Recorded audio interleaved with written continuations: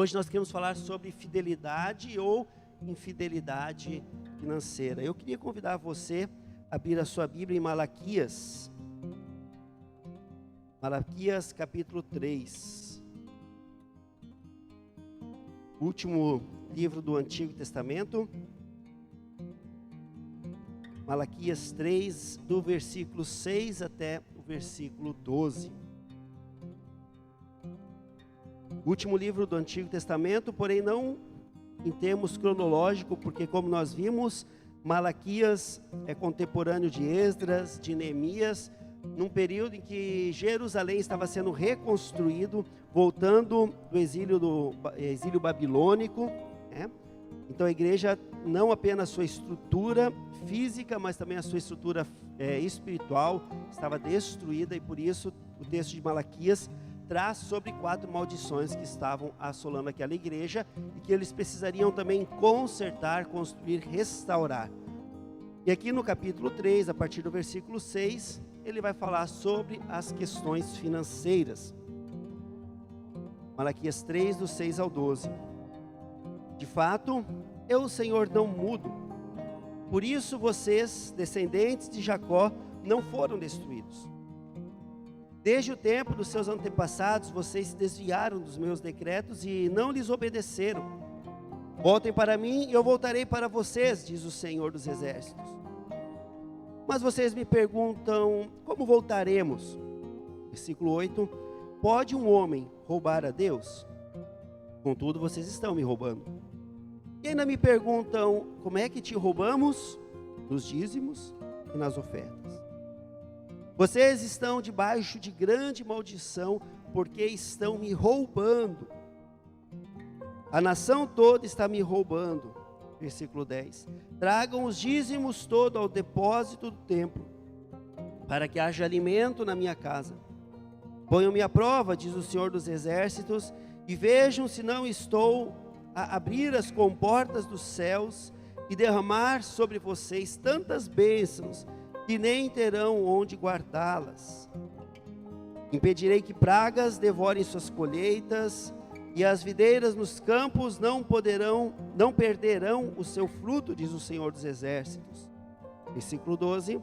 Então todas as nações os chamarão felizes, porque a terra de vocês será maravilhosa, diz o Senhor dos Exércitos. Oramos. Obrigado, Pai, pela Tua palavra, porque ela nos orienta a ter uma vida de bênção, de cuidado, de alegria, de prosperidade. E ela nos ensina o que de fato é esta alegria, o que de fato é essa prosperidade, o que de fato é as tuas bênçãos. E ensina-nos, Senhor, nesta manhã mais uma vez, é o que pedimos em nome de Jesus. Amém. Malaquias, Antigo Testamento. Algumas pessoas vão dizer, mas isso aqui não é algo do Antigo Testamento? Jesus não havia vindo? Será que o dízimo é algo que vale ainda para o Novo Testamento, para os dias de hoje? Essa é uma questão que muitas pessoas levantam. Talvez por uma tentativa de não querer contribuir, não querer se comprometer com o dízimo. Mas, amados, o que é o Antigo Testamento? Você sabe o que é o Antigo Testamento? Você que está na tua casa, você sabe o que é o Antigo Testamento? O Antigo Testamento é a Bíblia. Ele é a palavra de Deus. O Antigo Testamento não deixou de ser palavra de Deus. Porque se o Antigo Testamento não fosse palavra de Deus, ou como alguns procuram dizer, que é um livro apenas para consultar a história, se isso fosse verdade, Jesus Cristo teria dito, tire o Antigo Testamento e escreva um novo livro a partir de agora. Então só o Novo Testamento seria a palavra de Deus. Mas não, o Antigo Testamento continua sendo a palavra de Deus. E precisamos olhar a ele, e precisamos aprender, e precisamos pôr em prática aquilo que Deus ensina no Antigo Testamento. A diferença está que algumas coisas do Antigo Testamento mudaram. E essas nós não fazemos mais. Ninguém mais vem com bode para dentro da igreja para fazer um sacrifício, não é mesmo? As coisas mudam. Para a gente entender o que muda e o que não muda do Antigo Testamento, existe uma regra de interpretação bíblica do Antigo Testamento. E essa regra, a principal regra, ela diz o seguinte: aquilo que Jesus Cristo não cancelou, aquilo que Jesus Cristo não mudou, continua valendo para os nossos dias. Aquilo que Jesus não mudou do Antigo Testamento continua valendo para os dias de hoje. Vou dar um exemplo. Há 2 domingos atrás nós falamos sobre um culto sem alma. E lá nós falamos de 3 elementos fundamentais para nós termos um culto com alma. E um elemento é a confissão, outro é a adoração e outro é a edificação na palavra. A adoração no tempo do Antigo Testamento era assim: existia o grande templo de Salomão. Antes de Salomão era um tabernáculo. Ele era dividido com o altar, que era o Santo dos Santos, e o resto da comunidade. Mas o altar ele era fechado com uma grande cortina pesada, e dentro do altar só ficava a Arca da Aliança com os 10 mandamentos. Ali só podia entrar o sumo sacerdote para adorar, para buscar a Deus. E ele só podia entrar em momentos específicos, e quem desrespeitasse isso caía morto. Inclusive, segundo alguns estudiosos, dizem que quando um sumo sacerdote entrava para o Santo dos Santos, ele entrava com uma corda amarrada nos seus pés. Caso lá dentro ele morresse, as pessoas podiam puxar, porque ninguém podia entrar lá dentro. Era o Santo dos Santos. E aí existia o templo, e quem ficava no templo? Os sacerdotes, os demais sacerdotes. No templo estava a mesa com os pães, no templo estava o incenso, no templo estava o candelabro, ali entravam os sacerdotes para adorar a Deus. E o povo, e o público, os demais membros ficavam no pátio. No pátio estava o altar de sacrifício, no pátio estava o tanque da purificação. E assim, dessa maneira organizada, cada um no seu lugar, adorava a Deus com sacrifícios dentro do templo ou no Santo dos Santos. Como nós vimos no último domingo, quando o pastor Carlos trouxe aqui a palavra, dizendo que todos nós somos sacerdotes, e ele nos lembrou o quê? Ele nos lembrou que quando Jesus Cristo morreu, o véu se rasgou. E a partir daí todos nós nos tornamos sacerdotes, porque podemos ter livre acesso com Deus, podemos adorar a Deus, podemos buscar Ele pessoalmente. Não depende mais de todos os ritos e nem daquilo que os sacerdotes fazem. Cada um de nós é sacerdote. Somos chamados a servir, a pregar, a adorar a Deus, o que Lutero chama de sacerdócio geral de todos os crentes.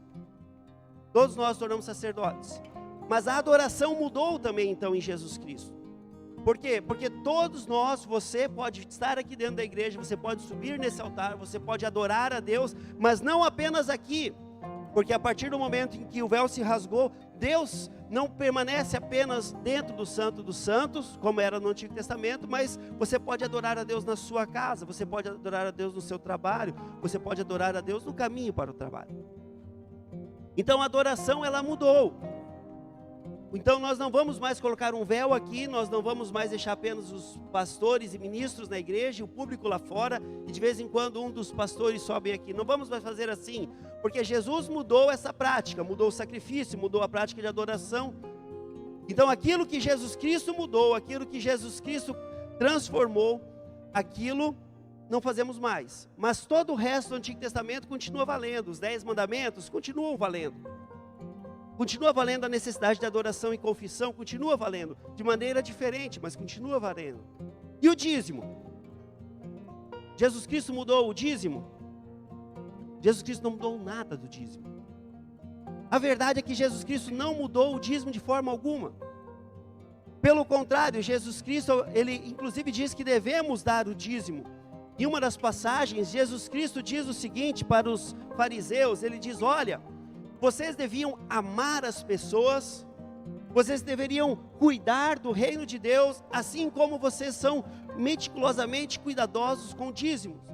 Porque eles eram dizimistas certinhos, mas falhavam no amor, no cuidado com as pessoas. Jesus Cristo, ele diz, com isso o dízimo é importante, mas tem outros preceitos importantes.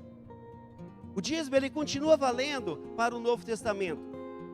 A única coisa que de fato muda é que mudou em toda a vida de fé do Antigo e do Novo Testamento. A única coisa que muda é que o Antigo Testamento, o que era feito por lei, por obrigação, por regra.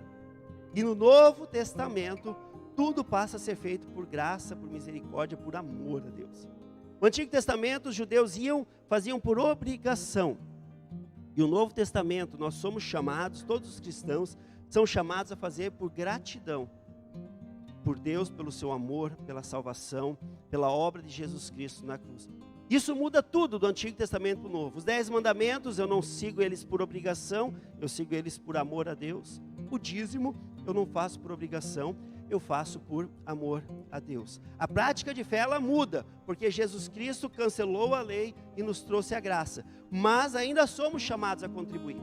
E o apóstolo Paulo entendeu isso, quando ele escreve para a igreja de Coríntios, dizendo que Deus ama quem dá com alegria. Deus ama quem dá com alegria. Mas já vamos chegar lá, porque essa alegria e como ter essa alegria. Na Bíblia, a palavra dízimo, ela aparece 44 vezes no Antigo e no Novo Testamento. Em 5 expressões diferentes, no Antigo Testamento como azar, mazer. No Novo Testamento em hebraico como decató, apodecató e decaté.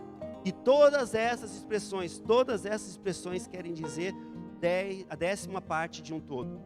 10%. 1/10 do conjunto total. E essa prática, ela não é apenas do Novo Testamento, não é apenas do dia de hoje, não é apenas do Antigo Testamento, essa é uma prática que vem antes de existir a nação de Israel, vem antes de existir os judeus, quando o povo de Deus ainda eram chamados de hebreus, muito antes das 12 tribos serem formadas, muito antes de Moisés e depois Josué trazer o povo do Egito, muito antes de existir a nação de Israel, já havia a prática do dízimo, e não apenas entre os hebreus, mas também existia essa prática entre povos pagãos. Então era uma prática de adoração comum e sempre foi entregar a Deus a 10ª parte de um todo. O problema do dízimo, meus queridos, é que nos dias de hoje, tem muita gente usando isso para extorquir o povo. E esse é um pecado grave. Nos dias de hoje, tem muitos falsos pregadores usando isso para enriquecer-se, para estimular a ganância, para estimular o desejo de ter cada vez mais. E essa adoração ao dinheiro, que é algo que Jesus Cristo condena, ela acabou criando dentro das igrejas o que nós chamamos de teologia da prosperidade. Essa adoração ao dinheiro criou essa teologia da prosperidade, que nada mais é do que uma manipulação para roubar e enganar as pessoas. Promovem as pessoas a dar o dízimo para que elas possam também ficar ricas. Isso é o quê? Isso é adoração ao dinheiro, para que cada vez mais as pessoas contribuam, para que alguns falsos pastores, porque não podemos chamar eles de pastores, não segundo a palavra de Deus, esses falsos pastores querem só enganar e roubar o povo. E isso não é uma prática dos dias de hoje apenas, isso já existia no Antigo Testamento. A história do profeta Samuel, que não era filho de profeta, não herdou o sacerdócio por herança, mas ele foi consagrado por sua mãe a Deus e foi criado pelo sacerdote Eli. Samuel, ele herdou o sacerdócio, por quê? Porque os filhos de Eli iam nas ofertas que eram feitas a Deus, iam nos dízimos que eram feitos a Deus, e em vez de pegar aquilo que eles precisavam para o seu sustento, porque eles tinham direito de pegar o que precisavam para se alimentar, eles pegavam mais, eles usavam a oferta com usura, eles davam festa com o dízimo do povo, com aquilo que o povo trazia ao Senhor. E mais do que isso, dizia as tradições de que os sacerdotes deviam pegar um grande garfo e pegar um pedaço de carne para si. E eles não faziam isso. Eles pegavam o garfo e procuravam a picanha ali. Procuravam a melhor parte, a melhor carne. Eles não pegavam o que vinham, como quem recebe algo de Deus e estão satisfeitos com isso. Eles queriam pegar o melhor para si. Isso, entre outras práticas corruptas, fez com que Deus dissesse para Samuel: Samuel, eu vou matar os filhos de Eli, porque eu já repreendi Eli e Eli não fez nada. E o que aconteceu? Israel entrou em guerra e os filhos de Eli morreram na guerra. E quando ele soube da notícia, diz a palavra que ele caiu morto no chão. Provavelmente um ataque ou alguma outra coisa que fez com que ele caísse morto em chão, e Samuel se tornou o sacerdote. Porque aqueles homens maus, sacerdotes maus, estavam extorquindo o povo, pegando o que tinha de melhor para si e não administrando fielmente também a sua parte. Queridos, isso é o que promove no coração do homem a ganância, o amor, a adoração, as riquezas. Mas quando Malaquias está exortando o povo para trazer o dízimo para a casa da moeda, para a igreja, ele não está falando com esse desejo de enriquecer a igreja, ele não está falando com esse desejo de enriquecer-se a si mesmo. E não é isso que prega em nenhum lugar que é sério, não é isso que se prega em nenhum lugar que é sério. Nenhum lugar que é sério prega o dízimo para ter dinheiro na igreja. Não se prega por isso. Mas pessoas sérias pregam o dízimo porque sabem que o dízimo, ele é parte fundamental e inegociável da sua relação com Deus. O dízimo faz parte do seu relacionamento com Deus. Quando você traz para Deus de maneira voluntária, em amor, de maneira contínua, o dízimo diante do altar do Senhor, você mostra a Deus que você tem um compromisso com Ele. E um compromisso acima, inclusive, dos seus bens materiais, da sua riqueza. E não fazer isso, diz o profeta Malaquias, não fazer isso é roubar a Deus. Não trazer o dízimo, segundo o profeta Malaquias, segundo a palavra de Deus, é roubar a Deus. Então, por que nós trazemos o dízimo? Qual que é a importância do dízimo? O que o dízimo vai mudar na minha vida de fé? Primeira questão, o dízimo vai mudar a nossa adoração com Deus. A profundidade que nós damos à nossa adoração. O dízimo, ele melhora isso. Primeiro, porque o dízimo, ele é uma maneira de louvar, de exaltar a Deus, de reconhecer o cuidado dele na nossa vida. E Jesus nos ensina isso em pelo menos 3 momentos. O primeiro, o jovem rico. O jovem rico chega diante de Jesus e diz: Senhor, eu sei tudo o que está escrito na igreja. O jovem rico, ele foi o aluno de ensino confirmatório preferido dos sacerdotes. Sabia os 10 mandamentos de cor. E já passava um tempo. Você sabe os 10 mandamentos de cor? Eu decorei os 10 mandamentos do ensino confirmatório. E aí depois eu esqueci. Aí depois eu virei pastor e eu aprendi a decorar. De tanto cobrar eles, eu aprendi de cor de novo os 10 mandamentos. Aquele jovem rico, ele sabia os 10 mandamentos. Ele cumpria a lei, ele seguia tudo que estava na palavra. Ele era alguém que, se entrasse aqui, qualquer um diria: opa, já veio um líder pronto para a igreja, sabe tudo, vai ajudar um monte de coisa, sabe um monte de coisa. Mas Jesus Cristo chega num lugar no coração daquele jovem rico, que é o lugar de incômodo dele. Jesus Cristo olha para ele, sabe que ele ama o dinheiro mais que a Deus, e ele diz: então, venda tudo o que você tem e envolva-se completamente no reino de Deus. Venda tudo que você tem, dê aos pobres. Eu gosto de destacar isso, porque ele não manda dar para ele, não é o desejo de Jesus, ele fala: dá para os pobres, aí vem e me segue. Jesus Cristo está dizendo: se você entregar tudo que você tem, é bem mais do que o dízimo, né? Entrega tudo que você tem e envolva-se com o reino de Deus. Primeira questão, quando nós damos a Deus, nós demonstramos um envolvimento com Deus.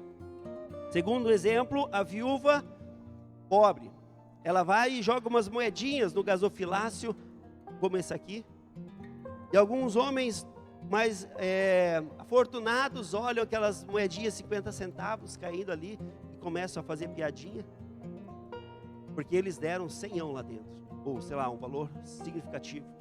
E aí Jesus Cristo olha para aqueles homens e diz: o que vocês estão rindo?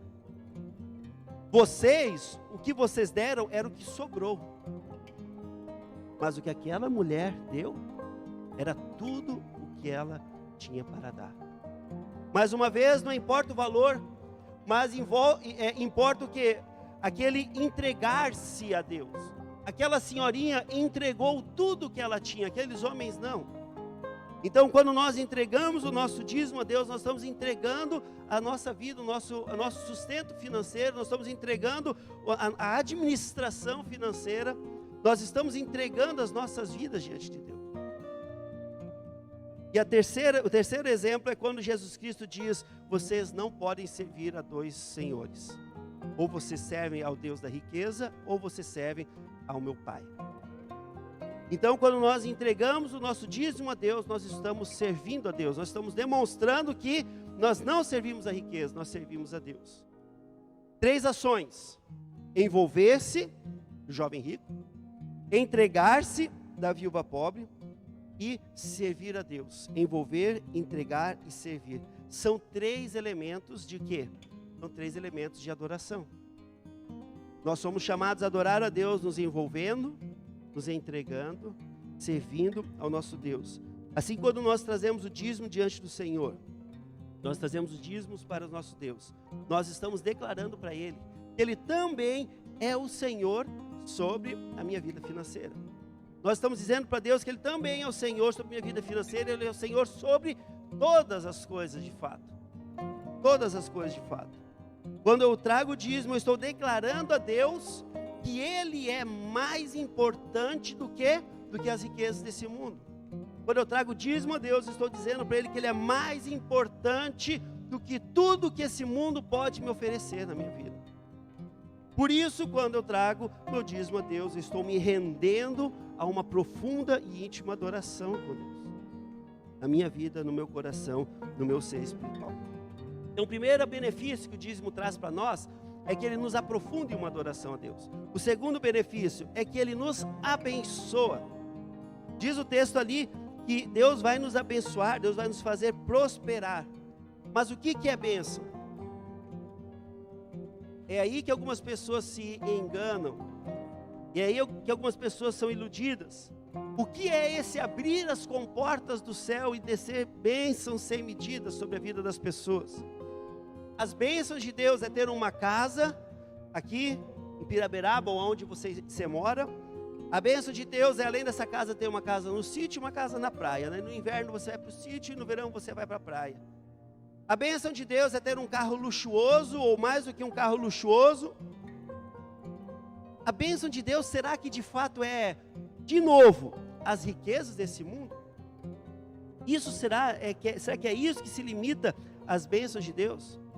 Nós não acabamos de ver e declarar a Deus que Ele é mais importante para nós do que as riquezas desse mundo, que Ele é mais importante para nós do que os bens materiais que nós possuímos. Agora nós queremos entender e vamos querer dizer que se eu der o dízimo, Deus vai me abençoar com casa, apartamento, carro. Isso é, de novo, teologia da prosperidade. Isso é motivação à usura, à ganância, a querer ter riquezas, ter posses. Isso não é bênção de Deus. Porque, amados, a usura, ela pode te enriquecer, mas a usura, ela nunca vai te fazer ficar próspero. A usura, ela pode encher a sua conta bancária de dinheiro, mas ela nunca vai trazer uma casa equilibrada, uma família estruturada, um sentimento de realização pessoal dentro de sua vida. Por quê? Porque a prosperidade nada mais é do que estar em paz consigo mesmo, com Deus e com as pessoas. Isso é prosperidade. Estar em paz consigo, com Deus e com as pessoas. Isso é ser próspero. E as bênçãos de Deus, aquilo que Ele nos promete em Malaquias, aquilo que Ele nos promete, aliás, na palavra toda, para aqueles que andam e que seguem os seus decretos, as bênçãos de Deus, nada mais é do que, em primeiro lugar, o mais importante, a salvação. Qual bênção pode ser maior para a sua vida do que saber que você é salvo? O que pode trazer mais paz, mais alegria, mais tranquilidade à sua vida do que saber que você vai para o céu? Essa é a maior bênção. E dessa bênção, existem muitas outras bênçãos que vão encher no nosso coração. Por exemplo, uma paz que excede todo entendimento. Nós estamos em momento de pânico. Como não ficar apavorado de morrer por causa do Covid?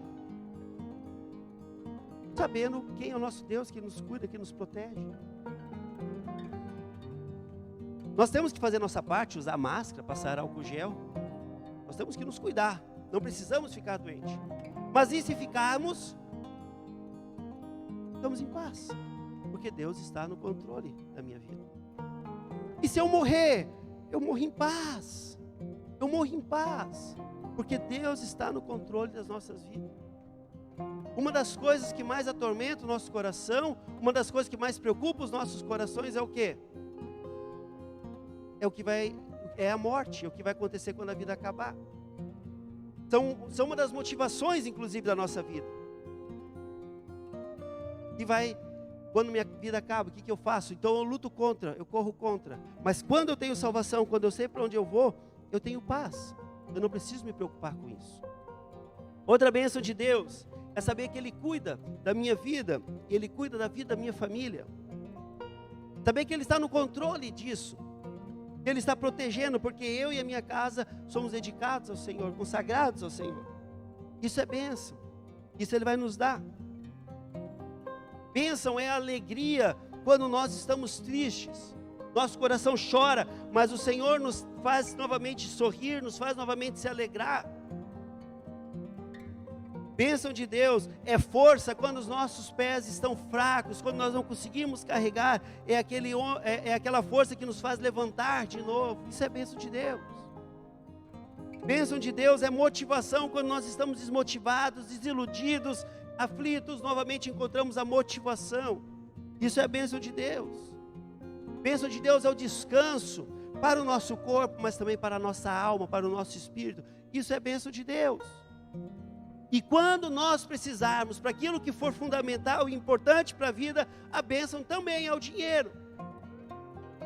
Quando nós precisamos, a bênção é o dinheiro. Porque você precisa comer, você precisa pagar suas contas, você precisa viver, você precisa investir. E isso o Senhor vai te dar, como quem cuida dos seus filhos. Já dizia o salmista, que eu nunca vi o justo mendigar o pão. Eu nunca vi o justo nem os seus filhos mendigar o pão. Deus, Ele tem o cuidado financeiro também. Deus tem também o cuidado com suas contas. Deus também te abençoa financeiramente. Para aquilo que você tem e precisa para uma vida boa, uma vida digna, dentro daquilo que Ele mesmo projetou para você. Deus também abençoa com riquezas. Mas essa é a menor das bênçãos que Deus tem para nos dar. Então, quando nós entregamos ao Senhor os nossos dízimos, nós recebemos todas essas bênçãos. Ele te oferece todas essas bênçãos. E terceiro e último benefício que eu quero falar hoje, quando nós entregamos os dízimos a Deus, além de nos abençoar, além de nos aprofundar na adoração, Ele reflete em mim, Ele enche o meu coração da alegria da salvação. Deus ama quem dá com alegria. E o Senhor enche o meu coração da alegria da salvação. Entregar a Deus nossos dízimos, as nossas ofertas, não deve ser feito por lamento. Vou lá dar o dinheiro. Podia fazer tanta coisa com o dinheiro. Não deve ser feito dessa maneira. Dar o dízimo a Deus não deve ser feito com peso. Vai faltar leite para as crianças esse mês. Não deve ser feito com peso. Dar o dízimo a Deus não deve ser feito com barganha. Tá, Deus, eu vou te dar o dinheiro, mas o Senhor me dá algo em troca. Não deve ser feito como uma barganha de troca. Dar o dízimo a Deus, entregar as ofertas ao Senhor, deve ser feito com alegria. Deve ser algo que nós fazemos com alegria no nosso coração. E como eu faço para ter alegria no coração, de entregar o dízimo, não lamentar, não pensar, não se preocupar? Como é que eu faço para entregar o dízimo a Deus com alegria? Eu só vou conseguir dar, eu só vou me permitir fazer isso, entregar com alegria, a partir do momento em que eu sou convicto da minha salvação. A partir do momento que eu sou convicto de que Cristo mora em mim, de que Ele está preparando um lugar lá no céu para mim, e de que lá no céu é muito melhor do que essa vida aqui na terra, e de que enquanto eu estiver aqui na terra, Ele vai ser o meu sustento, Ele vai ser aquele que cuida da minha vida. E isso me permite contribuir, investir no reino de Deus com amor e com alegria.